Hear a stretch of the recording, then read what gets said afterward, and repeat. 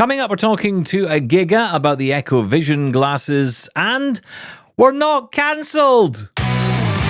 You're listening to Double Time, your daily accessible technology show. Now, here's your hosts, Stephen Scott and Shaun Priest. I do love that is the headline that we open up with, right? For some, Well, that might be a surprise. We're not cancelled. Has Mr. F been? He absolutely has. Mr. F. God bless you, Mr. F. In the building, yes. Literally here. He was here yesterday. Wow, that was a fun experience. I actually do have a little video to show you. Of him. Now, this is hard to hear. I will warn you, because I realized when we were doing this video, there's a slight problem with my studio, and that I don't have speakers anywhere in my environment. So when he was pressing buttons, you'll have to listen up a bit so you can hear what he was actually playing. Hopefully you'll hear it through the headphones. Okay. Yeah. But he had a lot of fun pressing his own Mr. F button. Let's listen into this. This was Mr. F in the studio yesterday. Mr. F, welcome to the studio. Thanks, Stephen. It's great to be here. I'm honored. Have a seat. Yeah. So this is it. This is where the magic happens. If this is what magic looks like to you, then yes, this is where the magic happens. Okay, so you are going to get to press your very own Mr. F button. I can't wait. This is a treat. So, is it? Right, okay. Where's the button? The button is on this control here. Now, you might notice there's one button. Yeah. Can you guess which one it is? Yes, I know exactly which one it is. Are you ready? Press it. There we go. Beautiful. Is that a life dream? I love this particular keyboard here, the Stream Deck, with all the various different icons on it. You can't miss, for example, DOG. DOG. You got to press that, right? I mean, that's the CAT. CAT. There's the dog. Okay. There's a cat. There's the cat as well. And everybody's favorite. I think this is Shaun's favorite. There he is, the Cookie Monster's there. So there you go. That was Mr. F in the studio. He sounded so excited to be there, Stephen. Yeah, I think that was slightly under duress, if I'm honest. I didn't smell any whiskey off him today, so that's a good start. Well, that's probably explains his mood then, obviously. Buoyant. Yeah. Thank you, Mr. F. We're here. We're not going anywhere yet. Mr. F. Yay! So people keep asking, who is Mr. F? That's Mr. F. He's a boss man. He's the man who decides whether we live or die. Thumbs up or thumbs down? On air, I should say. Yes. But no, it was wonderful seeing him. And we had a long conversation. I have to say, we had a really nice chat about lots of different things. The first question I asked him when he graced the Double Tap studio here was, are we cancelled or not? Go straight to the point. Well, Stephen no Scott, point mucking done. around. Well, I wasn't hanging around for a couple of hours chatting to him if I was cancelled. If we're cancelled, get back in your cab. Yeah. Get out of here. just hang on a minute, driver. He was absolutely fine. He said, no, you are here as long as... and they didn't really finish that sentence, to be honest. He just said, as long as we're here. Get the kettle on. Yeah, exactly. Okay. That's right, yeah. You've got six what? 5, 4, 3. Yeah. Old ones are the best. Yeah, I had to dust that one off. But yeah, great to see him. And so Mr. F in the studio, and that was fun. How's your day going? Because we kind of had a bit of a quieter day yesterday because you were obviously not part of the festivities. No, I wasn't. I was kept out, I noticed, but that's fine. I will tell you this, Stephen Scott. Control-Shift-N in File Explorer will create a new folder. There you go. I'm still going through the keyboard shortcuts. I love the Microsoft support page. It's amazing. You're learning. It's amazing. It's like a journey of discovery for you. I know. It used to be, I'm sure. Now, people, correct me on this if I'm wrong. I'm sure you will. I'm pretty sure it used to be Alt F2 to create a file in File Explorer. But that was back in the day and it hasn't worked for a long time. So you got to go Alt, go to the new button, hit space, then arrow down for folder, hit space, and then type in the name of the folder, Control-Shift-N. Who knew? Wow. Well, I bet lots of you out there knew that already. Sounds like you've been having a great time. I've been geeking it up. It's just so... Hang on a minute. I've been here saving our show Yes. with sausage rolls.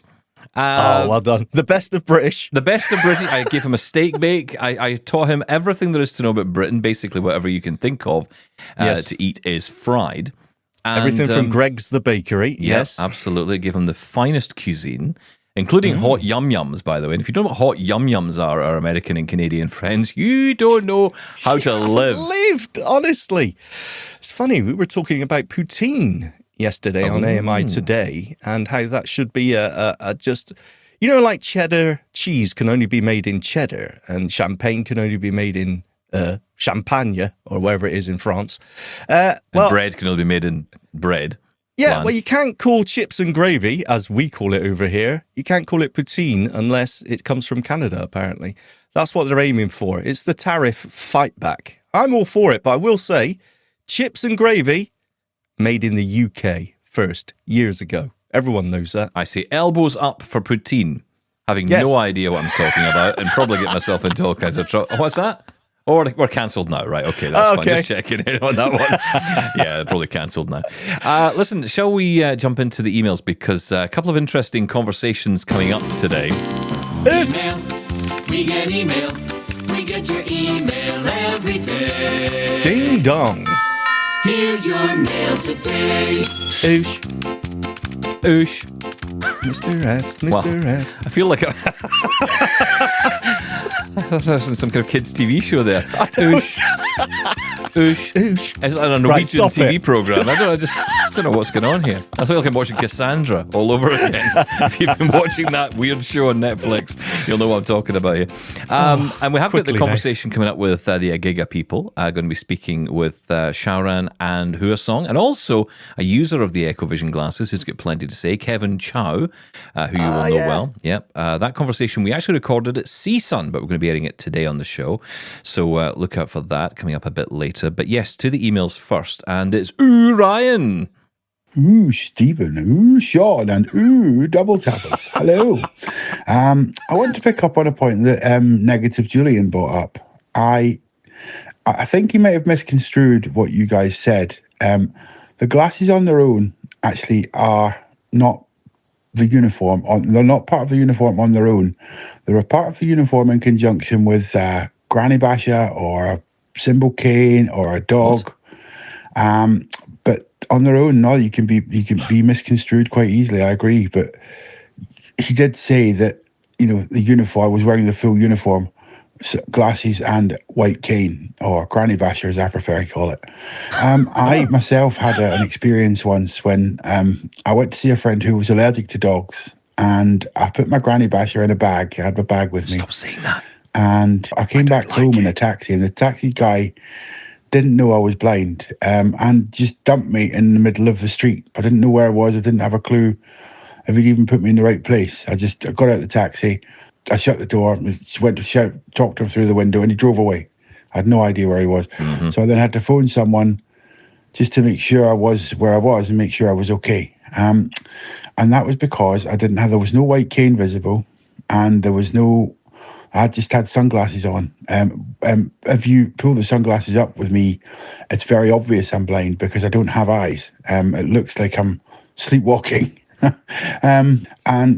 I think the sunglasses on their own you could misconstrue things, or sighted people could misconstrue things, certainly if they weren't paying attention, which, let's face it, the majority of us don't. But yeah, I just wanted to get that point across, really. Also, Stephen, I don't know, I'm one of these people, I don't agree with the camera thing. I've never heard of that before. I think it's disgusting. But I did have a lot of fun with my eyes when young. I used to, when I went clubbing, I used to stick, if I went to the toilet or whatever, I used to stick one on top of a beer bottle. And nobody ever spiked my drink, funnily enough, because I had my eye on it. Hey! Also, I'm quite proud of this in a quiet way. I was the first person, or the only person I knew at school to get my eyes confiscated, because I stuck them in someone's mashed potato because he grassed on me for nicking donuts. So I thought, right, I'll sort you out. So I drew a little face in them and put my eyes in them when he wasn't looking, when he was somewhere else. And he got the fright of his life. And the eye doctor was in the dining room and I didn't know she was there. So yeah, I got my eyes confiscated. I did stop putting them in people's drink when someone almost swallowed one. So yeah, just to give you the idea, I hardly ever wore them, but I had great fun with them, I have to say. And if that's disgusting, I can live with that. Yes. Wow. Take care, guys. That's all I wanted to say. Bye. Wow. I don't know what to say. I'm disgusted on so many levels, starting with Granny Basher. What are you doing with your cane? Leave the grannies alone. Did you no harm, Ryan? Wow. And stop putting your eyes in food and drink. I know people have done this. Friends of mine who've done this in the past and probably will be laughing their backsides off. I know people that dropped them into a pint before in the pub. Yep. Yes, I know, but it still makes me. Oh, so... I think I always think what to call the episode when we put the show notes out.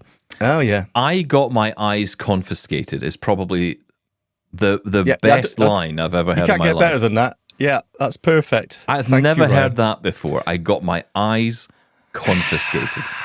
That's equality at work, isn't it? That is. You can have them back at the end of the day. You can have them back at the end of the day. I'm not sure what he was referring to by the camera. No, I was trying to work out what he was meaning there. I'm racking my brain, but I don't know what that was referring to. So maybe come back to us and tell us that, Ryan. But yeah, that's a great story. A great story. Well, look, it does lead in, of course, to the whole subject of sunglasses. And yeah, let's be honest, Negative Julian has stirred up a hornet's nest with this one. He has come back, though, to give his views. And in a rather lengthy message that he left us, we're going to play it in full, or mostly in full, I think. But yeah, this is Negative Julian's reaction to our conversation on sunglasses. Hello guys, Negative Julian here again. Sunglasses as a blindness indicator, part 2. Now, I listened to your response to my original voicemail about a week ago. Sorry for the delay getting back to you, but other battles needing to be waged. Anyway, here I am. First off, the white cane as a blindness signal. Yes, totally agree with you. It is by far the best blindness indicator that we have, quite apart from being incredibly useful in itself. However, even on this, I have to take some issue with you because I have been listening to you two for years and years. Way back before Double Tap, I was listening to you. And time and time and time again over the years have I heard you say the general public are ignorant. They've no idea what the white cane indicates. They're totally clueless. You can have any colour you want, tie ribbons around it, put decals on it. It makes no difference at all because they don't understand what it means. Anyway, now suddenly it's part of the blindness uniform. I do feel like you're trying to have your cake and eat it on that one, gentlemen. Next, the signal cane. Totally useless, of course. You gave it a mention, but totally useless. I was issued with one, never used it. Basically, if you walk around with a signal cane, you look like a conductor who's lost his orchestra. Nobody knows what it means. I'm sure even some blind people don't know what it means, so we'll forget that, shall we? Next, sunglasses as part of the blindness uniform. Well, I'm going to shock you here. I think at one time sunglasses were part of a blindness uniform. But, and I'm sorry about the words I'm going to use, but the reason they were part of a blindness uniform is because they looked weird. I remember them well. Some were these strange rectangular devices that wrapped around your side of your head. Others were round pebble-like things with lenses so dark a welder could have used them as part of his kit. They looked weird. That's why they were a blindness signal, because nobody who could see themselves in the mirror would have put them on in the first place. I'm sorry, but that's the truth. Today, what we're talking about is normal-looking, fashionable sunglasses. Sunglasses like anybody else would wear, and I totally approve of them. Wear them all you like. I'm perfectly happy with that. Everybody wants to be part of the group. Everybody wants to fit in.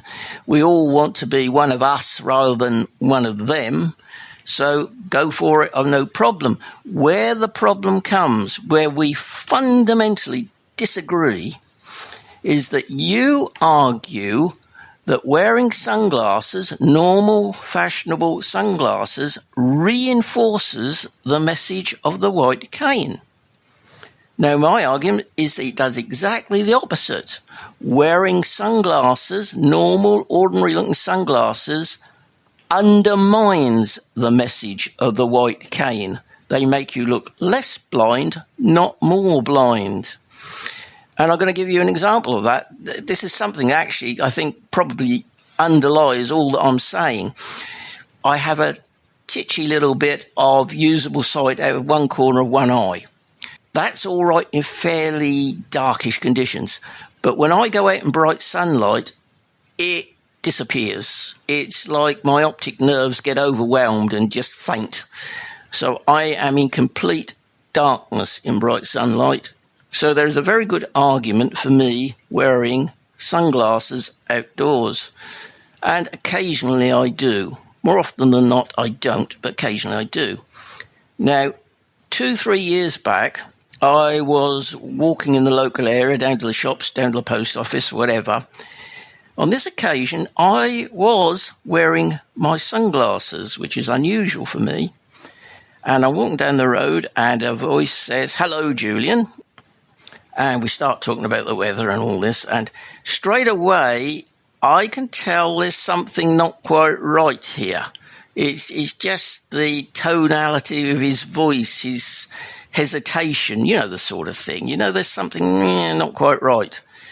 And we talk for a bit, and then he gets to the question that's been in his mind all along. And he says, "Julian, I hope you don't mind me asking, but how blind are you actually?" And why did he ask that? All the years I've been bumping into this guy, he'd never asked me that before. What was the one thing that was different this time?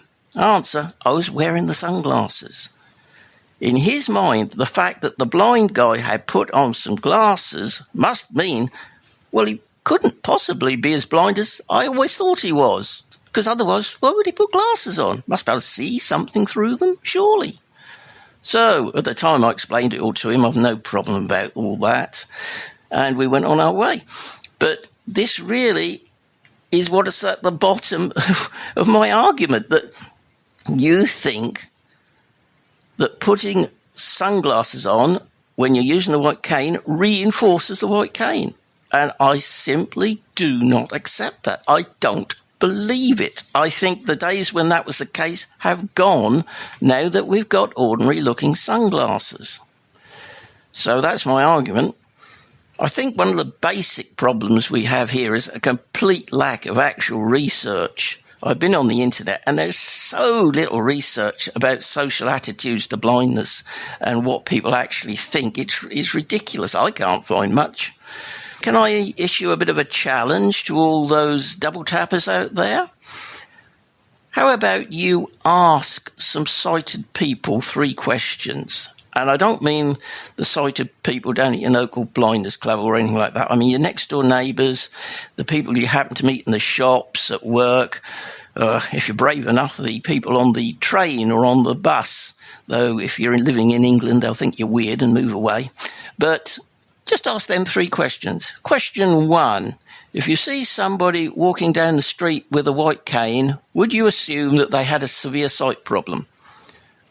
My expectation is that they would. Question 2, the person walking down the street hasn't got a white cane, just wearing some sunglasses. Would you think he has a sight problem, he or she? And the expectation of myself, and I'm sure you as well, is that they'd say no, they're just somebody wearing sunglasses. Now, question 3. He or she is walking down the street with their white cane, no sunglasses. Then they stop, reach into their pocket, pull out a pair of sunglasses and put them on. Ask our sighted person, at this point, do they assume that the person with the white cane is more or less sighted than they first thought? I bet a lot of people are going to answer, well, I would assume they must be able to see more than I first thought.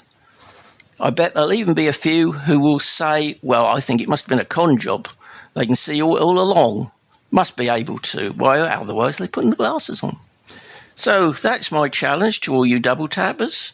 I know it doesn't mean much, but let's give it a go. And for now, I'll leave you alone. Bye from Negative Julian. Wow. Thank you, Negative Julian. A long one, but, a lot in there. A lot to unpack. As ever, from Negative Julian. Yeah, it was quite a long one, but I think perfectly valid and reasonable, right? Well, maybe. I mean, it was a well-put argument. Yes.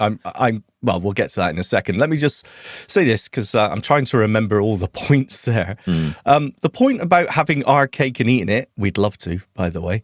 No, the point about people... It doesn't matter. Bye-bye. I'm blaming you, Mr. F, for that. The point that I was making, I know I made this point, that it doesn't matter what color the cane is. It doesn't matter if it's white or red or black or whatever. People don't know what those colors signify. That's the point I make. Now, the actual cane itself, and it's something I'm going to come back to, it's more about the context. People do...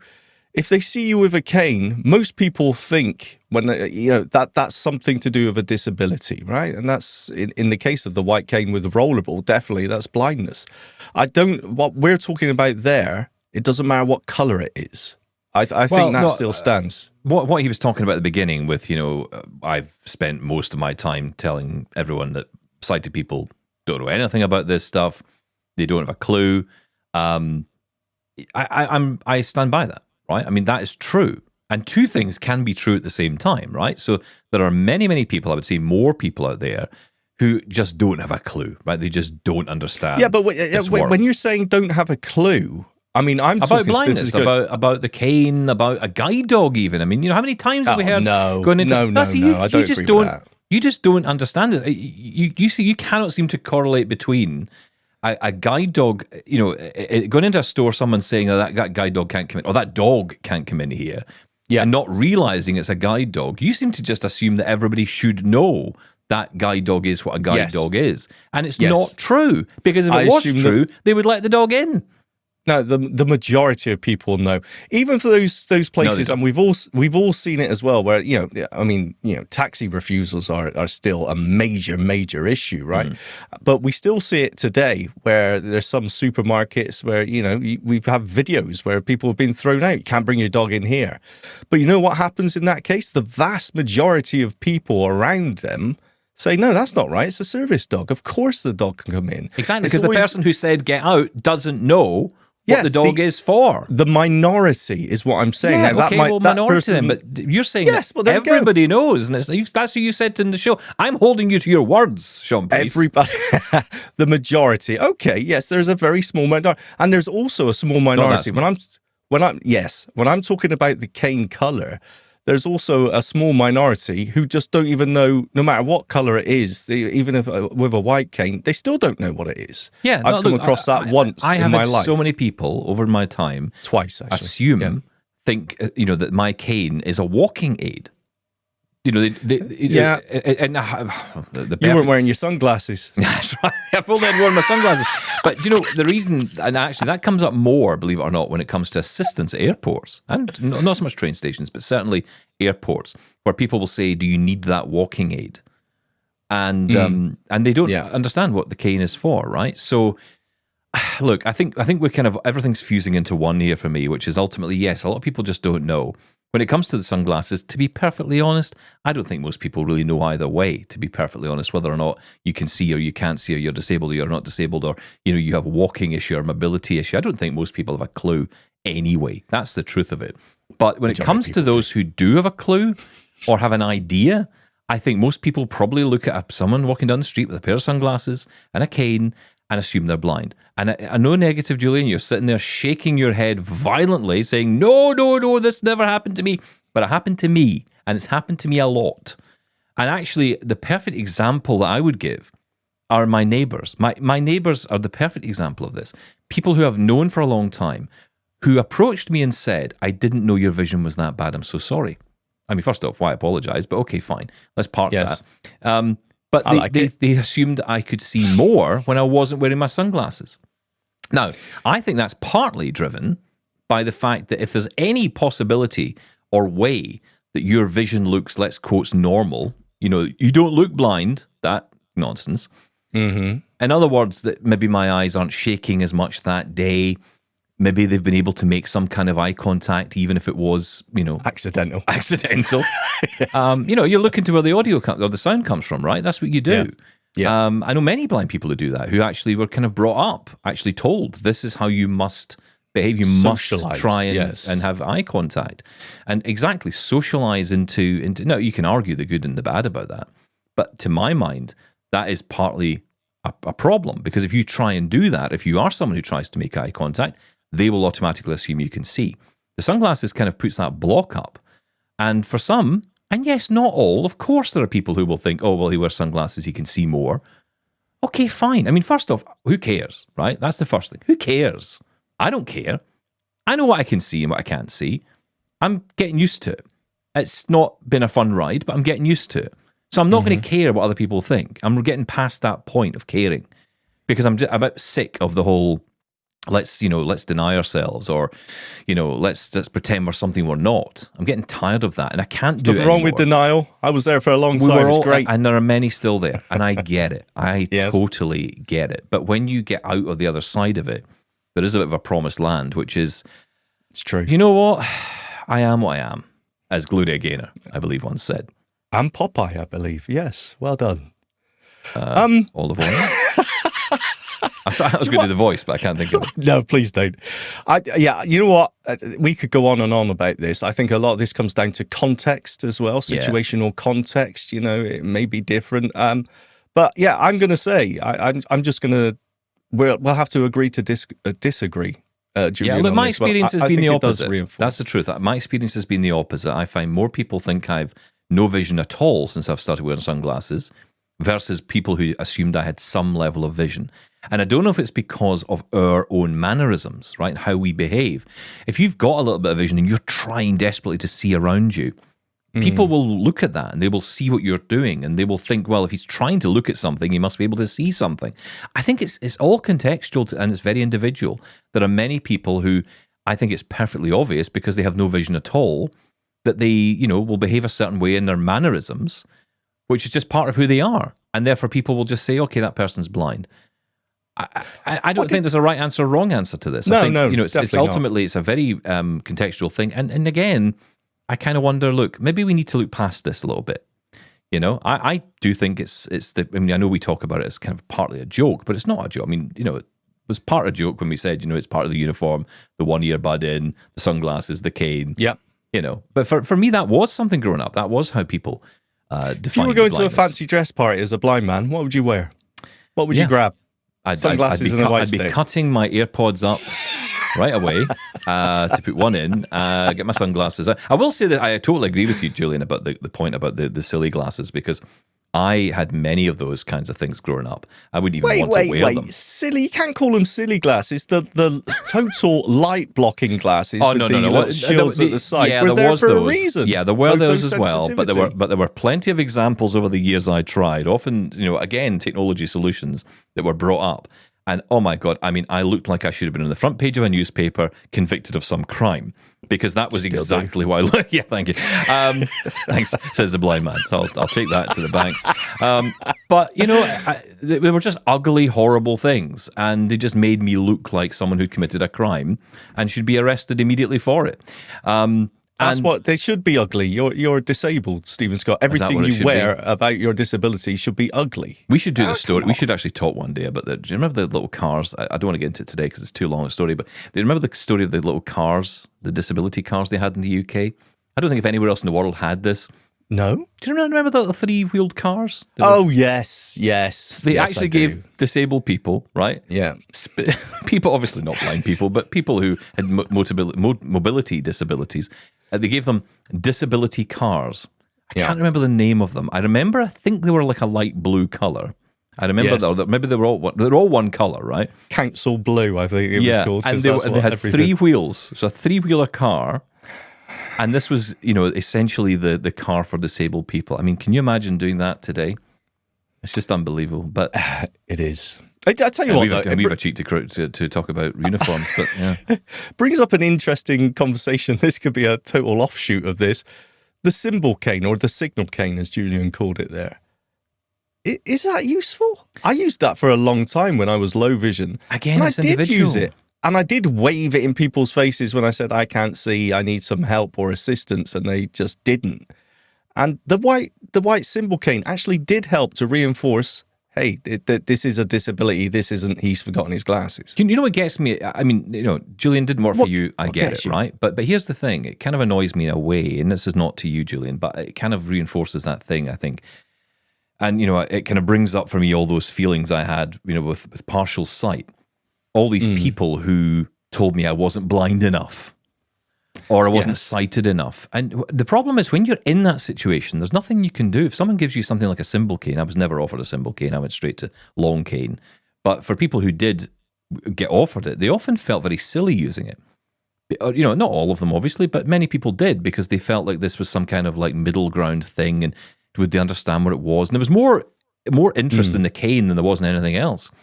The idea was, of course, you would use it if you were in a store or a shop or something, and you could get assistance, and it kind of was supposed to help people understand why you were asking for help, It's a symbol. Yeah, it makes total sense. That's it, yeah. But I just wonder how efficient or effective it actually is. I did find it helped. I did kind of feel like an imposter when I used it unfolded, which I did do a few times. If I was out and I got caught, the light went before I got home, with RP and night blindness, I would use it. It wasn't great, let's be honest, but it did help in a few occasions. Just thought it was an interesting point Julian made. Oh, I'm sure we could come back to this and spend a bit days on it. But yeah, and look, I'll be interested to hear you guys' thoughts. But there you go. Anyway, that's our thoughts from Julian today. Wow. I appreciate them as always. If you want to get involved with Double Tap, here's how. Get in touch with Double Tap. Email feedback at doubletaponair.com. Leave us a voicemail at 1-877-803-4567. And now you can send an audio or video message to us on WhatsApp. That number is 1-613-481-0144. Okay, let's talk about Agiga and EchoVision glasses. And we went to CSUN, of course, recently. We caught up with the guys who are behind EchoVision glasses from Agiga, and also Kevin Chow, who's been trying them out. Right, look, we love to talk about smart glasses here on Double Tap, and who better to talk about smart glasses for blind people than with Agiga and, of course, the EchoVision glasses. I know you guys have been on recently. We've got Xiaoran here, and we've got Huasong back with us on Double Tap. Great to have you back. Thank you for having us. It's great to do this in person. Isn't it better? Yeah, of Trying to talk over a Zoom line and all that. This is terrible. I think we should do this live every single day like this. Everyone should be flown in. It'll be like the Tonight Show. People get flown in, they do the show, flown back. You'd like that, wouldn't you? Yeah. Okay. You'll have to pay for that, Stephen. We'll talk to someone else. Okay. We'll get Mr. F on the phone. It's amazing to see you look exactly the same as you do on the YouTube. It's just like in boxes, right? We should sit here with boxes around our faces. Now, because I think if we did that, people would know it's us. I think that's how it works. Yeah, that's true. So you're here at CSUN, obviously showcasing EchoVision. You're going to be on a stand. Now, as we're talking, the exhibition isn't open yet, but once people are out there, they're going to be all over you, I imagine. Are you getting a lot of interest already from people? We got a boost of email inquiries in the last few weeks. And also, we recently changed the deposit from $99 deposit to $449 deposit. As CSUN is opening up, we got to let people to try our devices. We feel like, okay, for the very early supporters, like they bet on us without really seeing the product. So give them a lower deposit. Now as people got to see it, we end the very early promotion. Now people got to pay the full price, which is still in the discounted price. The full price is $5.99, but we're only charging $4.49 for people who pre-order now. Is that just during CSUN? During the CSUN and after CSUN. But for CSUN, we got $25 special discount as well. Yeah. Oh, I love a discount. Yes, of course, we'll be there. So, where are we at with the EchoVision production then? Are these, when can lots of people get them in their hands? Yeah, we are very excited about the progress we have in the last few months. And we're very excited to announce the new features we have. Now we can do descriptions in live, which means you don't have to ask question every time, don't have to press a button every time. You just press it once, and then it will constantly tell you what's around. When you move your head, the scene change, it will tell you again. So it's more interactive. It's quicker, faster. Oh, no, that's interesting. Stronger. Well, we've talked about this because we've been trying various ones like the Google Gemini, live video, and all of these. And the issue we have, and you've probably come up against this, you may have solved it. When you ask, say, Google Gemini, or I would imagine the Meta AI Live Vision, we don't have that in the UK to play with, so we can't test it. But one issue I have is if I put a cup on the table and I ask where the cup is, it will tell me. Say it's to your right. And then I'll say, tell me when the cup moves. And I move the cup, and nothing happens. It just sits there, and and then it'll tell me the cup is still there, and then I have to tell it the cup isn't there, and then we get into an argument, and it's like being married all over again. And I get fed up with it. So have you solved that? Are you able to now essentially see the word live in that way? So I don't think we solved that, but we are basically riding on the advancement of all these AI models. It's a fine-tuning process that we can keep looking and improving based on the feedback like this. The specific case I haven't tested, but when we move down the street and trying to check around, it's a matter of how frequent we update the live view and how frequent we basically get the feedback. And also it's a matter of how do we filter the unnecessary information that the user is wanting to hear. So a combination of all those, I don't think we solved problem that someone's checking the cup and the cup disappears and it automatically says that at that moment. It's a great feedback. We'll definitely take this seriously. I say to people, when you move the cup on my desk, you may as well place it on the surface of the moon, because I probably won't find it again, right? Because as far as we're concerned, it's gone. Move it an inch, it's moved a mile. Exactly. Now, can I just say though, Stephen's missing coffee cup is minor. Don't worry about that. That affects me. No, shut up. My views are valid.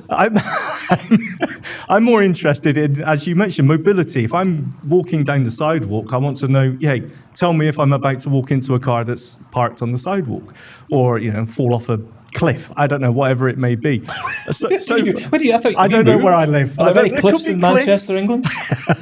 The point being, though, that we have the real-time video AI at the moment with Gemini and things like that, but it's passive.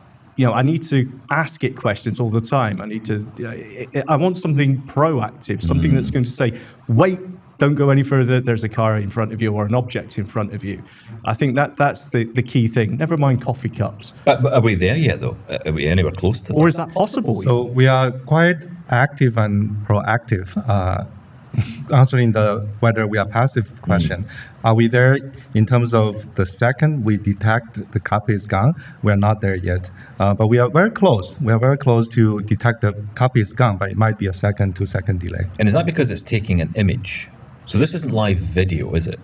This is the behind the scene implementation. Still, everything is doing through the images. Yeah.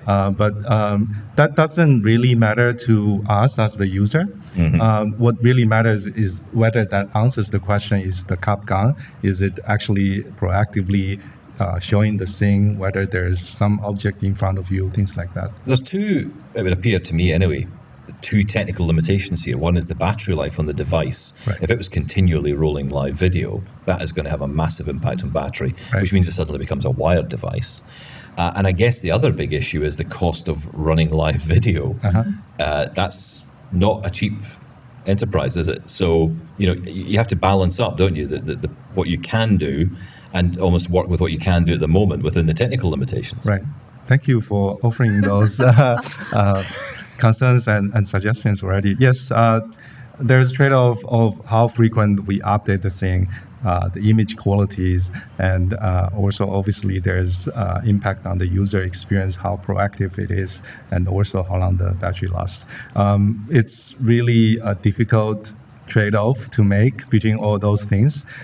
So right now, we kind of support this in a beta mode, so people can try it. And when I was trying it yesterday, it's about 30 minutes to an hour time.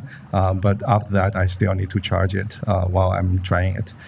We do have this option to charge while used. That's what we see as a temporary solution. Hopefully, with, again, the advancement of all these capabilities by the models, by the server, by the hardware manufacturers, we can take all those and offer that to our users, which is better battery life, more immediate proactive reply, things like that. We're going to talk to one of your users in just a minute, Kevin Chao, who's actually been on our show many times. He's also your first customer. Yeah, right? yeah.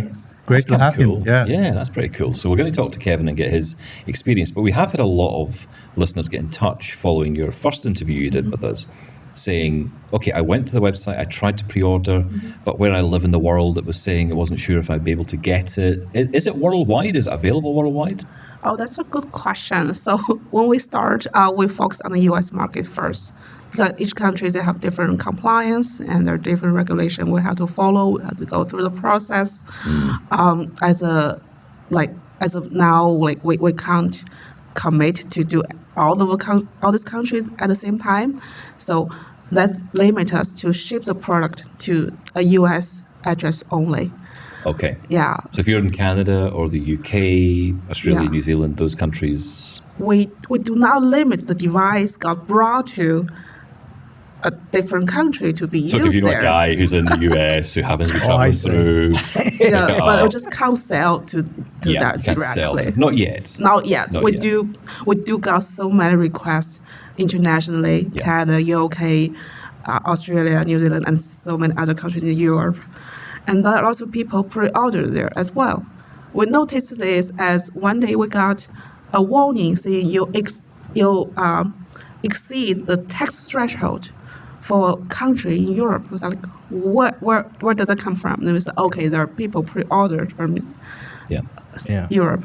And we do want to satisfy the needs of people there. It just it takes us time to go through this country by country. Does it surprise you, the interest, the level of interest? It does surprise us. I think because the technology we're using is so advanced and people are wowed by it, they want to use it. But we are, though, aren't we, blind people? I think we're always a bit more... We need this stuff because it enhances our lives. It can change our lives. It can make us more independent to do things. So I think there's always this sense that blind people are, not particularly interested in tech, especially older people, right? They always say, "Oh, older blind people don't care," and or they can't use this stuff, and it's not true. No, some of the most technically advanced people I've met are older blind people. Well, we're always looking for solutions, aren't we, to fix the daily problems that we face, and this is definitely an interesting and rewarding experience when talking to the groups and hearing the feedback when people get asked questions. They actually help us to understand their use case every day and help us to improve. This is totally different from my previous experience dealing with users and customers who are actually getting those products free. And I've been hearing a lot of complaints about product, and even though that product is free, for this case, EchoVision is not free, and we are actually getting very suggestive contributions. And I actually thank all these pre-orders, people who don't pre-order, but they give us suggestions. Well, listen, I wish you all the best with it. Thank you so much for coming over and talking to us today. I wish you all the best for the rest of CSUN. Thank you. Thank you. Thanks Please for enjoy coming back on, guys. Yeah. Okay, let's now talk about the experience of using the EchoVision glasses. And we have someone who's been on our show many, many times. Kevin Chow is here in person. How you doing? Super excited. Happy to be here in person. Good to meet you guys face to face. Yeah, last time you were at the Vista Centre walking around. You were recording for us using your Meta Ray-Bans. Now you're here in person. Are you recording for us again? Yeah. Excellent. Good man. There you go. That's some work. We can go home. Excellent. Fantastic. Listen, you've been using the EchoVisions now how long? First got introduced them to back in October and have used them basically since then Okay. for the past 5 months or so. Right. So this is a really interesting conversation for people because let's be honest about it. We've talked so much about the Meta Ray-Bans and everyone gets all excited about Meta Ray-Bans. But when it comes to the AI, you're left wanting. I feel, and I know you do too. Oh, definitely, yeah. We all agree on that, right? Yes. But the EchoVision obviously has something different to offer, more tuned to us. So tell us your experience. I think the great thing with the EchoVision compared to a fair amount of other smart glasses or AI that are out there is this is actually made with and for the blind. So there's kind of direct input by people like myself who are blind, who have experience with all these other smart glasses and AI kind of description things. And they've tuned the model specifically for us. Kind of give some examples of that. Please. So a few great examples are people descriptions. So you can ask it to describe a person. It'll kind of describe everything from like skin color to eye color to hair color and length, and then also kind of what their ethnicity or kind of their height and kind of their body kind of. Oh God! So we're in trouble. How honest is it? That's the question. We can test it out later. Oh no, please don't. We don't want to do that. We've got the actual glasses live working, so you guys can get hands on and try them out. Okay. And it also does facial recognition. So if you've got a person added, it can mention like Huasong, so CTO of Agiga. The second one does a live. There's a live mode where you can pan around, whether it be like book reading, or if you have different. I don't think it's an issue for you guys in the UK or Europe. Your guys' bills are fortunately in different shapes and sizes and have tactile markings. But here in the US, you can kind of give it different bills and it'll identify if it's a 5 or 10, or read your mail continuously or read books. It'll tell you when the page is done and to turn the page. And then the third one that's pretty unique is transit directions. As blind people, we don't drive, so we often take buses and trains. So you can ask it, give me transit directions from my current location or whatever location to a destination. It'll tell you, walk to this intersection, take this bus at this time, go in this direction, get off at this location this time, get on this train. So it's, I think those things are pretty unique and different compared to other things out there. Yeah, you certainly sound impressed by them. Have you tried other, well, let's say wearables on the market so far? How many have you tried? I've had or tried Celeste, Envision, the Ray-Bans, the E-Sight you guys were talking about earlier. Wow, everything basically then. Was there something when you tried these that you thought, this is it? Is there a feature that you thought, yeah, this makes me want to buy these? Or is it just the way you use them? Is there something about these that make them stand out?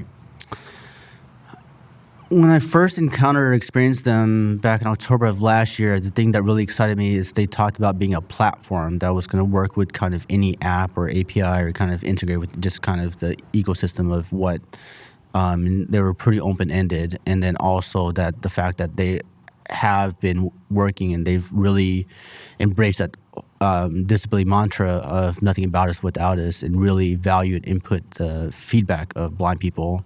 And all these three features that I mentioned that are distinguishing, they didn't exist half a year ago. These are things that I specifically brought up and talked to them about, and they're all implemented live. Yeah, so you feel you're giving feedback and they're listening. Yes. Yeah, which is really important, especially in these early days. Not just listening, they're taking action, implementing, and doing it. And it's like, it's live, it's working. But that is so vital because, look, this is all new. Right? I mean, even though we feel it's been around because we talk about it so much, it hasn't been around all that long, this kind of technology, especially for us. Right. So it's really important that it's right. And that's why it's important companies listen. So give me some, I mean, you talked about some of the examples of how it's usable and useful to you. How's things like battery life and all-day use and connecting with other devices? How is it with all that? So it connects with whatever phone or device that, like iOS or Android, and can be served as a Bluetooth headset.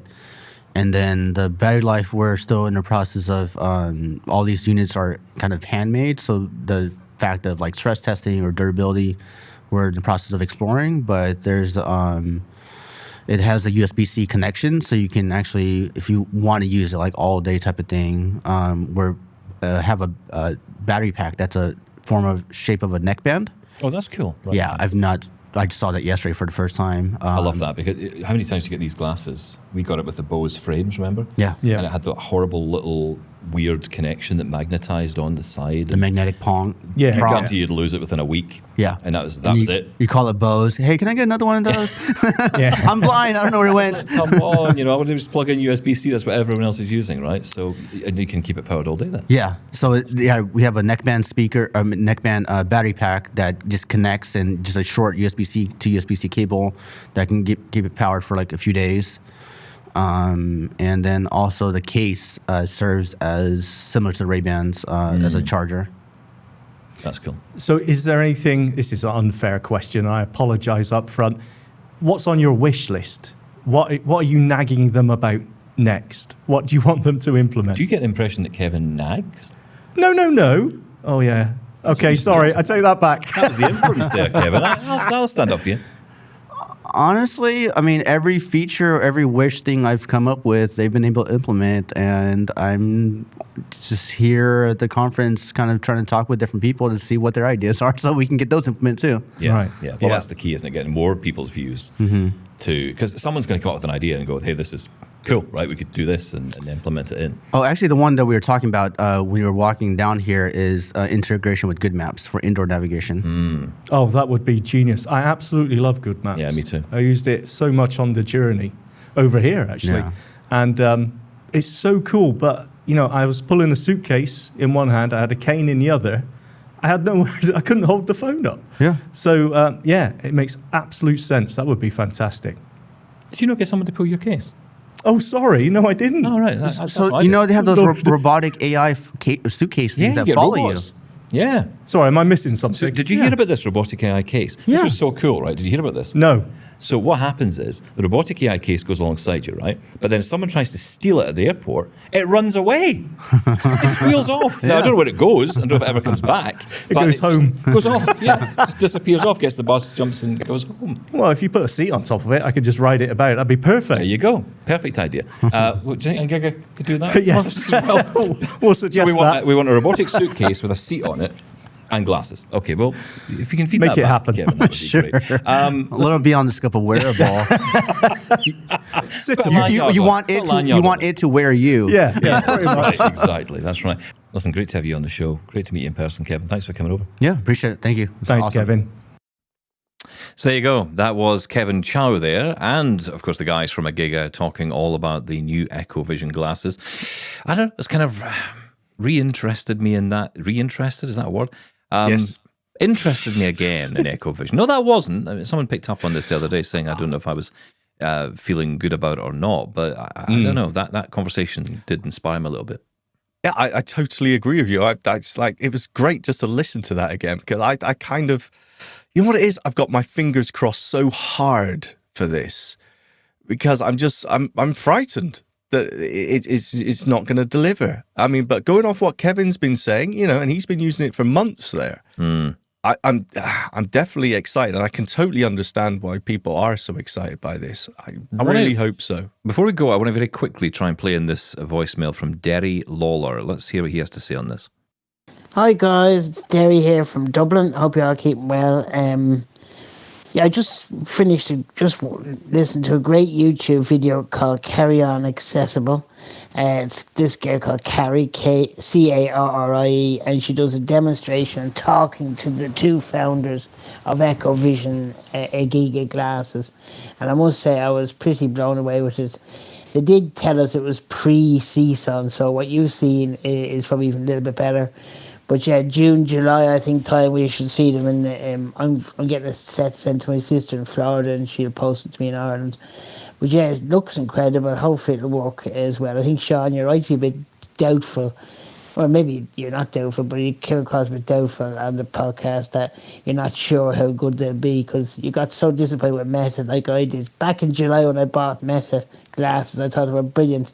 You could pick up a bottle of wine and ask them what look and see and what food does it go with, or pick up a bottle of whiskey and say how much it's in it. Or pick up a bottle of vodka.